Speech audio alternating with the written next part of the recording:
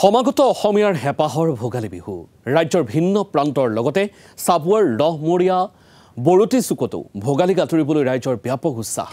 ভোগালী বিহু উদযাপনৰ বাবে গাঁওখনত চলিছে ব্যাপক প্ৰস্তুতি গাঁওখনৰ যুৱকসকলে নদীৰ পাৰত মেজি সাজিবলৈ চলাইছে প্ৰস্তুতি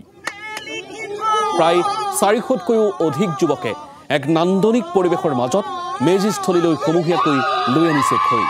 পৰম্পৰা অনুসৰি গাঁওখনৰ যুৱকসকলে প্ৰতি বছৰে এনেকৈ মেজি সাজিবলৈ সমূহীয়াভাৱে সংগ্ৰহ কৰে খৰি ইয়াকে লৈ এতিয়া গাঁওখনত বিৰাজ কৰিছে উখল মাখল পৰিৱেশে আৰু এই মুহূৰ্তত আমি সেই পৰিৱেশটো দেখুৱাব বিচাৰিছো এয়া অসমীয়াৰ স্বাভিমান মাঘৰ বিহুৰ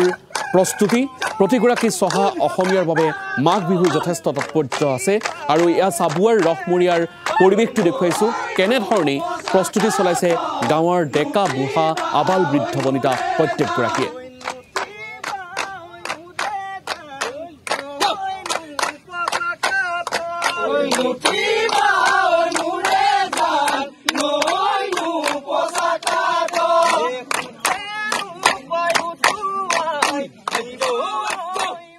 কথা হ'ল এইটো আমাৰ আজু টকা দিনৰ পৰা প্ৰথম 12 ভাৰ খৰিৰ পৰা আৰম্ভ হৈছিল কিন্তু ইতিমধ্যে আপোনালোকে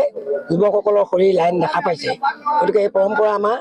মানে সদৌ অনাগত দিন সমূহলৈকে যে জীয়াই থাকিব যে আমি জীয়াই ৰাখিম আমাৰ পৰম্পৰা ৰহমৰীয়া বৌদিচুক গাঁও সদৌৰ যুৱকে লগ লাগি আমি 15 দিনত মেজি খৰি কাটো পথাৰত জমা কৰোঁ 20 দিনৰ দিনাখনি আনো আৰু এদিনৰ দিনাখনি মাঘৰ এদিনত আমি ভোজটো সমজুৱা ৰাইজ বাই ভনী সকলোৱে মিলি জুলি খাওঁ।